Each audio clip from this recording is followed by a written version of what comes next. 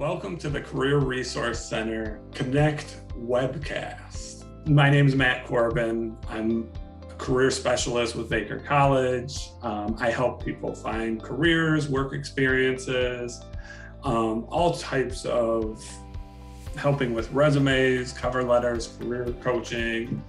Today I'm joined by Dorris Crandall from the state of Michigan Health and Human Services Department, as well as Laurie Johnson from HealthWest.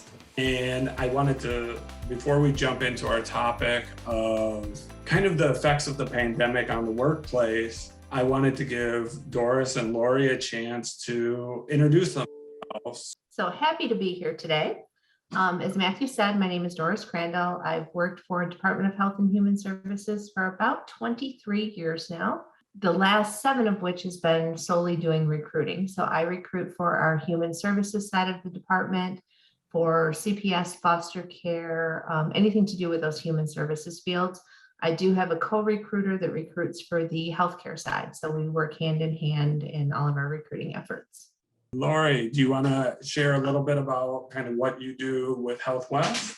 Sure. I have been with HealthWest for 6 years, and most recently in June, I have joined the Human Resources Department. So I am a Human Resources Coordinator. I think my emphasis is a little more on recruiting, so I'm happy to see Dorris here so that I can just pick her brain a little bit about that recruiting, and happy for the opportunity to be here to explain a little bit more about HealthWest and how we've been affected by COVID. Well, thank you both for sharing and kind of just giving us a platform to stand on and kind of an understanding of all the amazing things that you guys can add to this conversation. And this is a really important conversation because I feel like employment and everything regarding the economy has kind of changed because of the pandemic. I think probably a lot of these changes and things were prior to the pandemic, but I think they've been definitely accelerated due to the pandemic and kind of forced the issue. Since the start of the pandemic, I'm really wondering kind of what changes have been implemented. And I guess, were any of these changes kind of envisioned before the pandemic, and kind of were they accelerated, or were they kind of just completely pandemic related? I would say probably for the most part, pandemic related. We had a few of our positions, like our CPS and foster care workers, they had been mobile in a lot of our counties for a while. So they didn't always have to go into the office, but they were still expected to be in there occasionally. They really didn't want them working from home per se, even though they were considered mobile. They wanted them out and about in the community. So, pick a coffee shop, work from a coffee shop, that type of deal. But when the pandemic hit, we were all sent home on just a couple of days' notice. People that didn't have laptops took their whole desktops home, that type of thing. Kind of fly by the seat of your pants. Yeah. But I think it's been good because I think it's kind of opened people's eyes up to the fact that this can work. You can work from home, you can be productive. Luckily, in our particular HR office and in our department, we did a lot of things already electronically. We had a lot of electronic workflows. All of our personnel files were already electronic, that type of thing. So even that we were in the office, we had a lot of checks and balances to make sure that there was metrics and that metrics were being met. So it was kind of an easy transition, at least for our HR office, to go home because they could monitor work regardless of whether we were in the office or not. A lot of our positions are still working from home. A lot of them are, even if they're making them go back into the office, or letting them do a hybrid, maybe a day or two, or maybe even every other week in the office. One of the points that I picked up on that you mentioned, and I'd love to talk to you, Laurie, about this, is that transition, working in the office to working at home, and the fact that you had kind of these systems in place that allowed for that smooth transition. And it kind of reminds me of Baker College and the fact that we were already kind of doing online classes, and it kind of, when the pandemic hit and we had to move classes from on ground to online, a lot of the students were used to those online classes. I kind of wanted to move this conversation over to Laurie. Hey, was there anything that you implemented, or were there processes in place that helped? Yeah, great question. So we also have electronic records, and we're utilizing electronic records for billing and HR, things like that.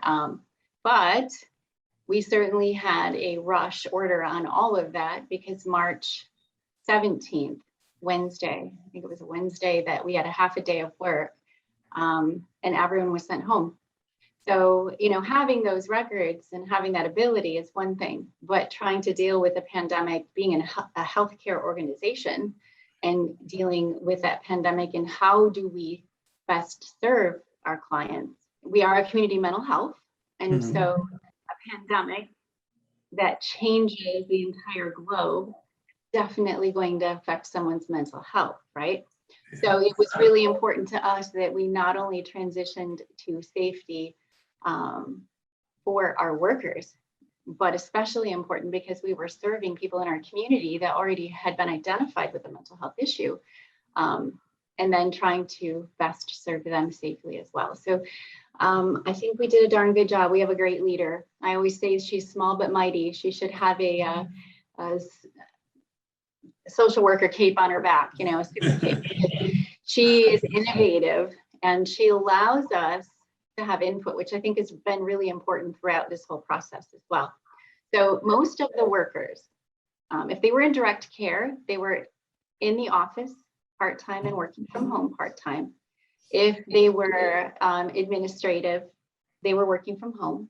We did have a few people furloughed, and by a few, I mean about 100. And we started at 200 workers when I first began six years ago, and we are now currently up to 450. And this is a Muskegon County department. We are a county of Muskegon employees. Yeah.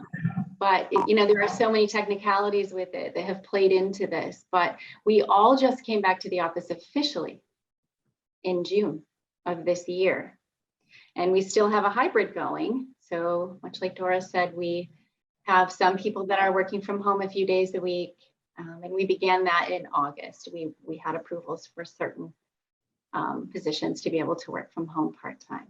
So it has been a learning curve, and I think that we have facilitated through it fairly well. Really good. I want to kind of pose this question to both of you. I mean, as far as the future of the workplace, and I think this is important for college students as they're kind of preparing to leave, can they expect to work from home? The reason I bring this up is because I get this question a lot, is can you find me a work from home position? I answer yes to that with the condition that it is on an individual basis. So, we have, as an example, the most workers that we have in one position are case managers, AKA social workers, human services degrees. And they are direct care workers. So they are seeing face-to-face clients. How do you do that during a pandemic? You utilize Zoom. You hope that your clients have those resources. So could any position work from home on a case-by-case basis, and with condition that they are also in the office part-time as well? I do interview now and speak with people who are working from home as social workers, and they would like to continue that if they're going to work for us. And again, it just depends on who you're serving and your ability to communicate. And believe it or not, some of our workers live north and they don't have good internet service, and that should be a concern for students as well. If they're going to seek that type of work, they need to be sure that they have those resources.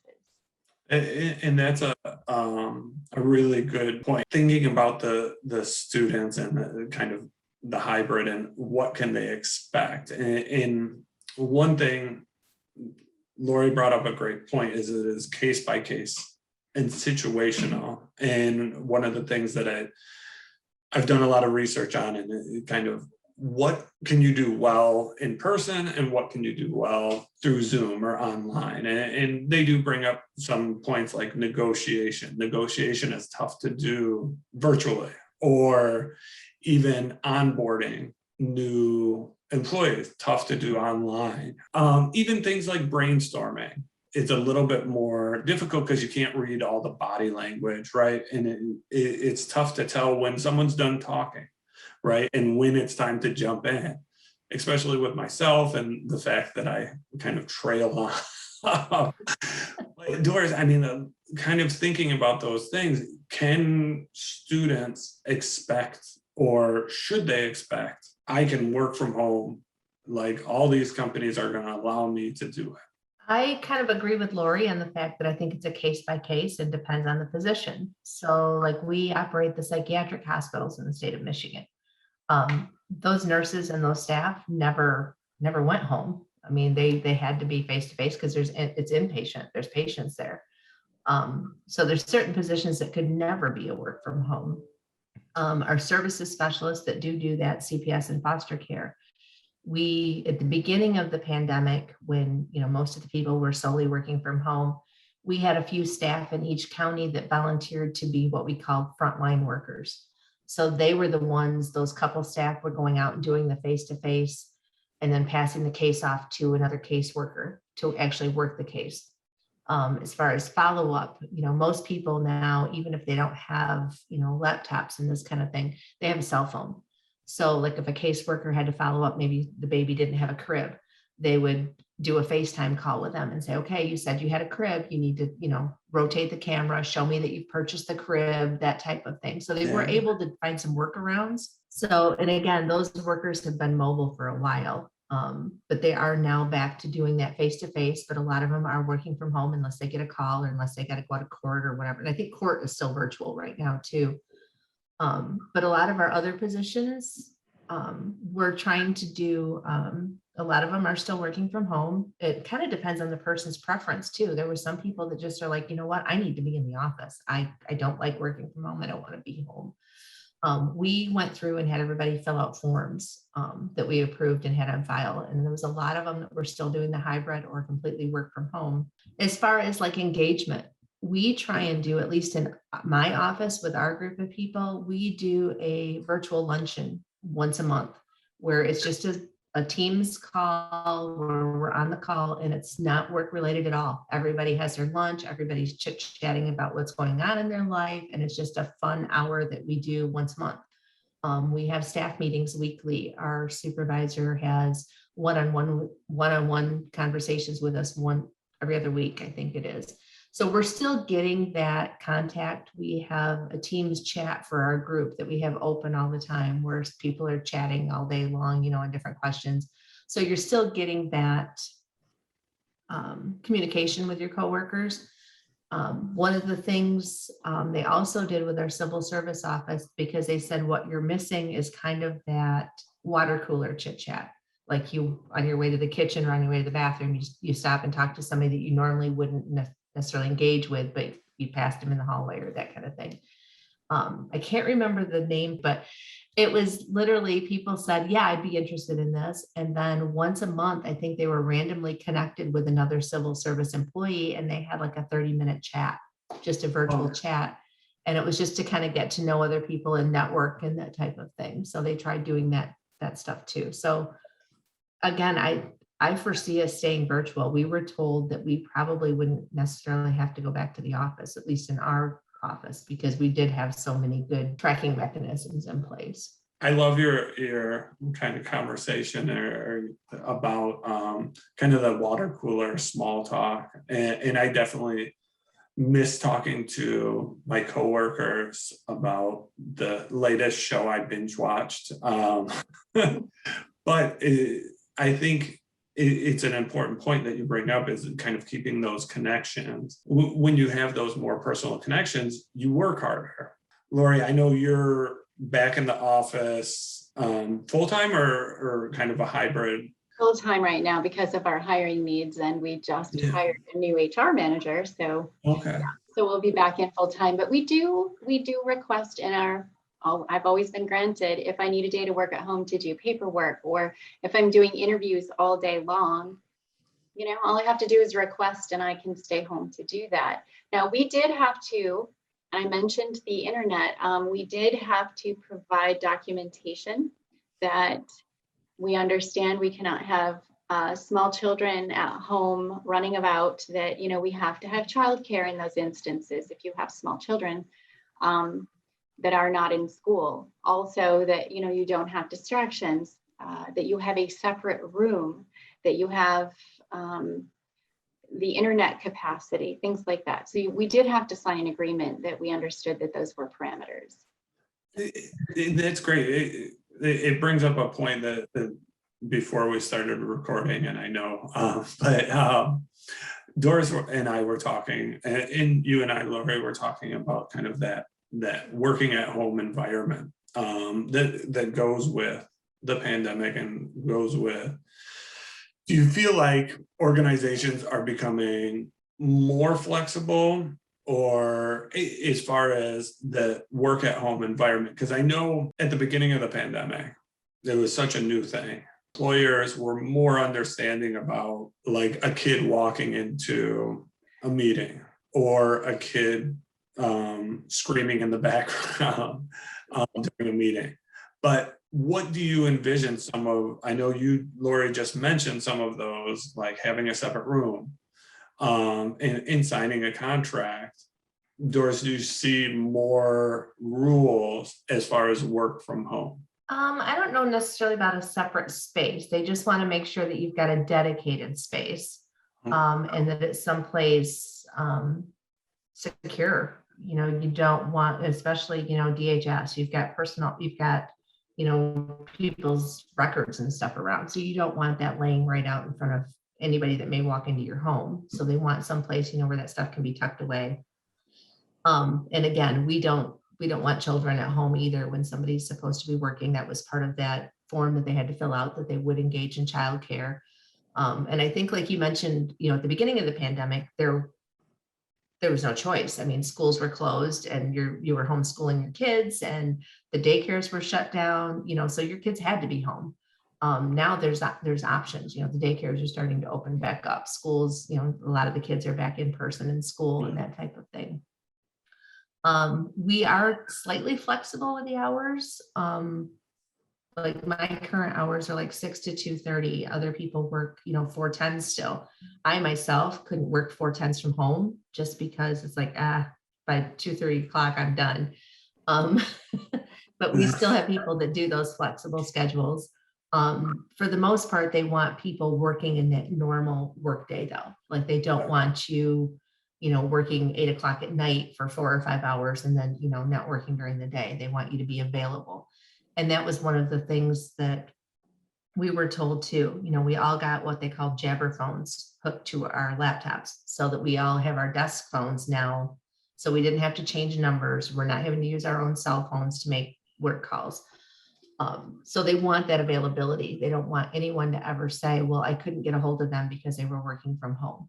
It's one of those things, kind of like the warning labels on stuff. You know, it's somebody's going to do it and then they're going to go, oh, wait, we don't want you doing that. So now we're going to add that to that list of things that you can't do.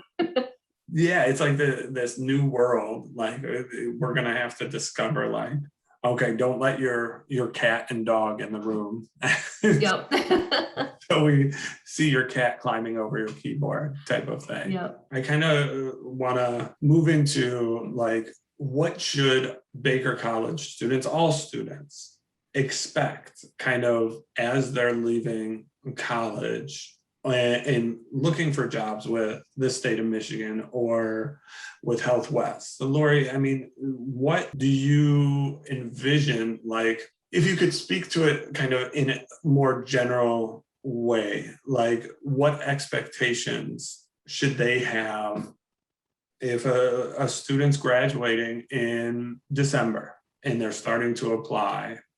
What expectations should they have?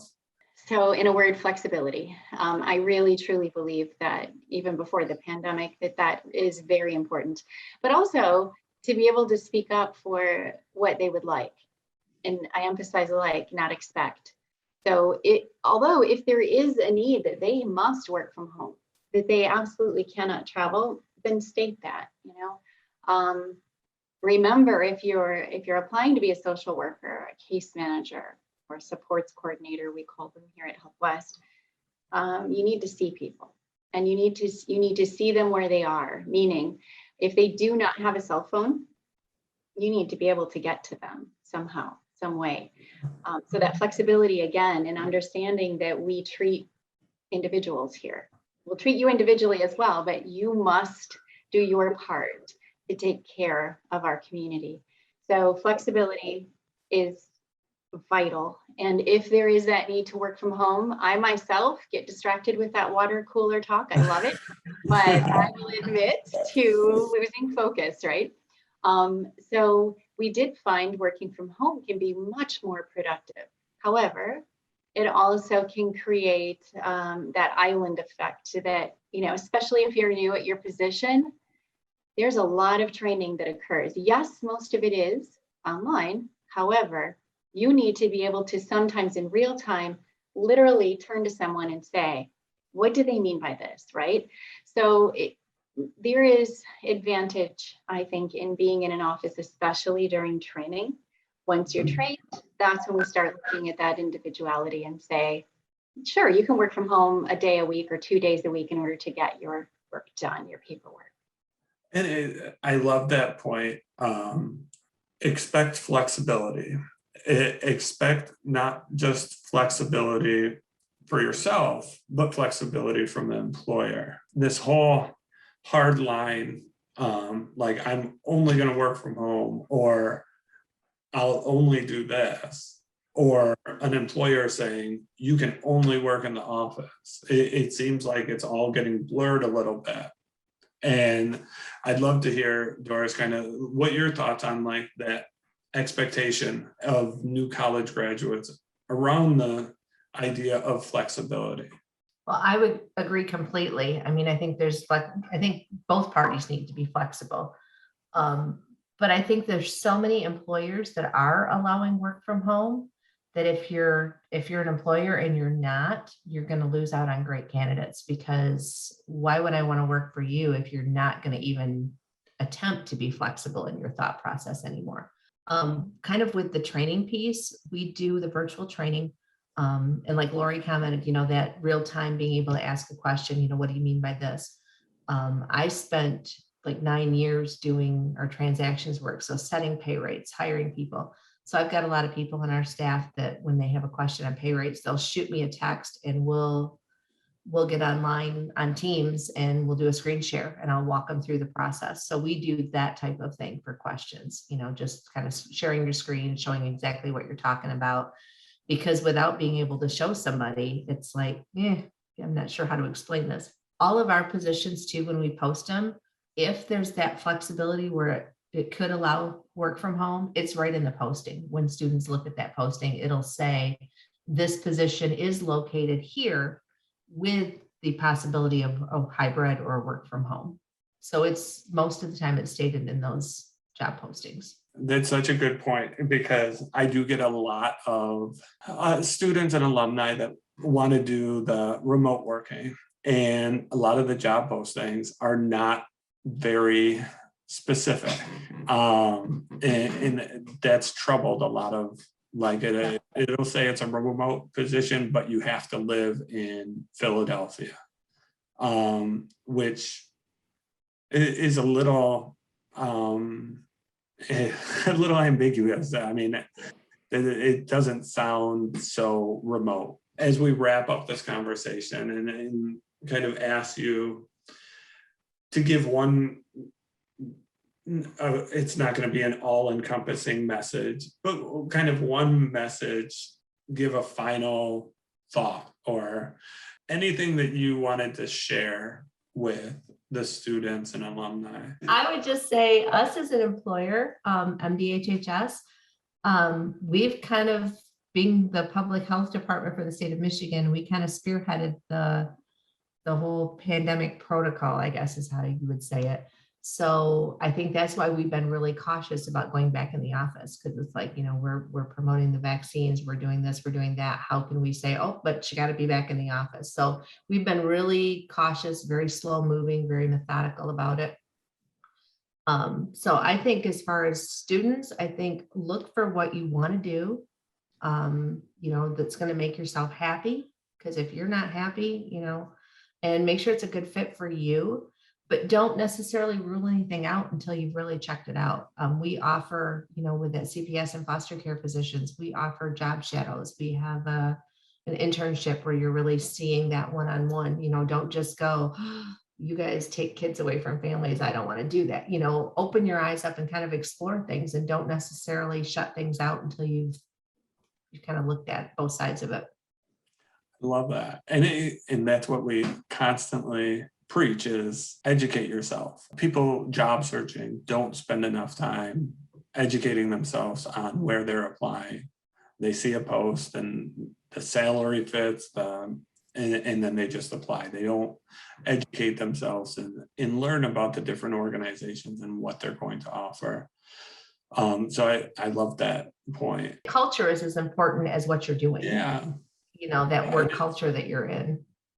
Yeah. And it all goes into kind of educating yourself, right? And taking time to learn what you're stepping into. Doris, you were brilliant. That is exactly finding your joy. Truly. I used to work with at-risk youth, and one of the things I would tell them is my role is to help you find what sparks your passion and what drives you, just like I have in my job.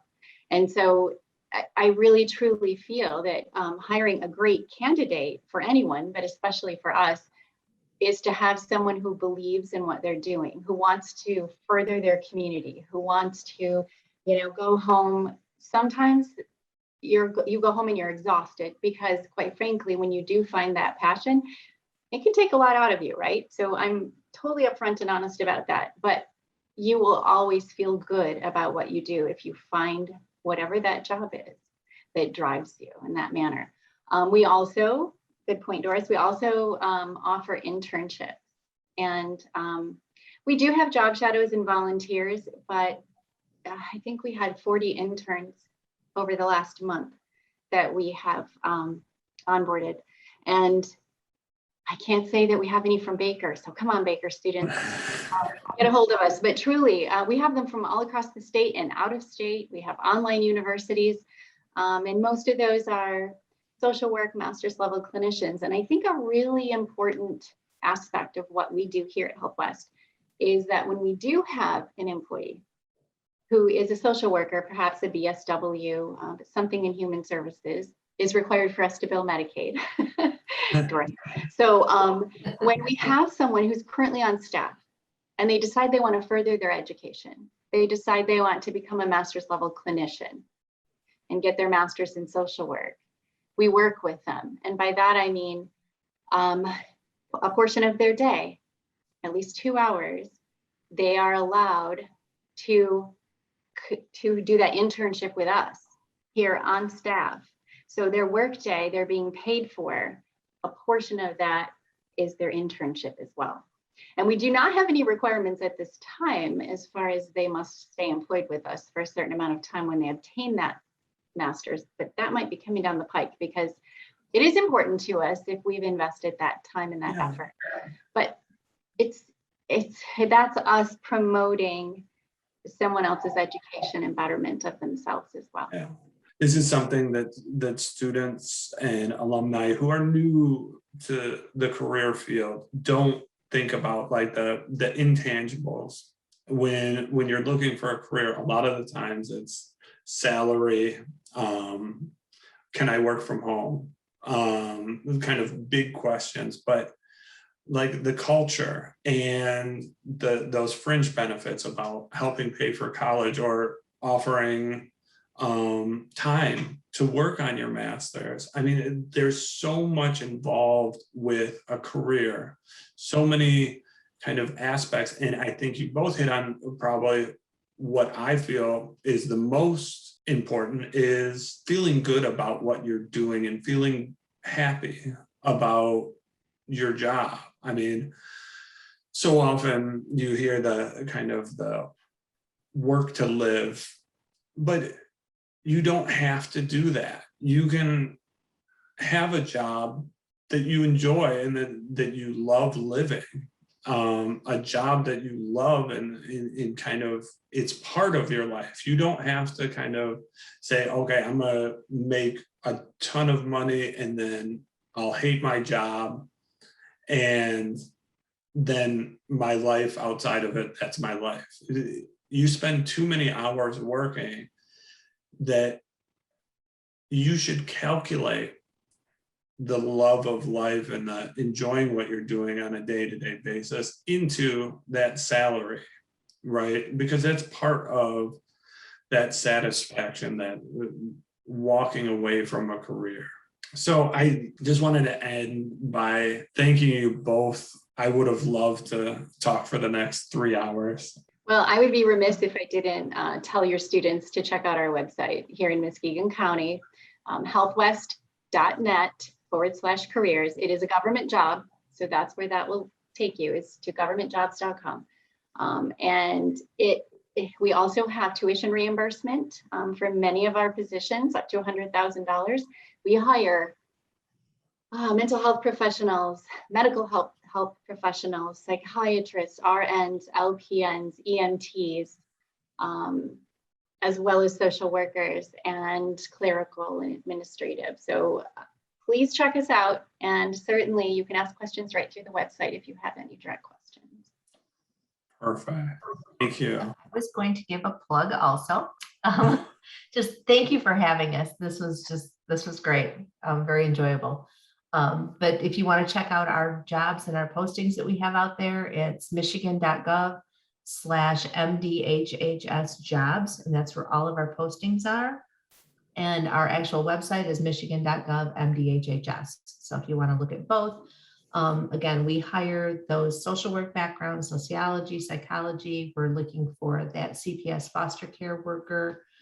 We hire RNs for those psych hospitals. We have a little bit of everything because we have all those administrative positions that are behind the scenes that make all of that work. So pretty much anything you want to do in the private sector, you can do within state government. So keep that in mind too.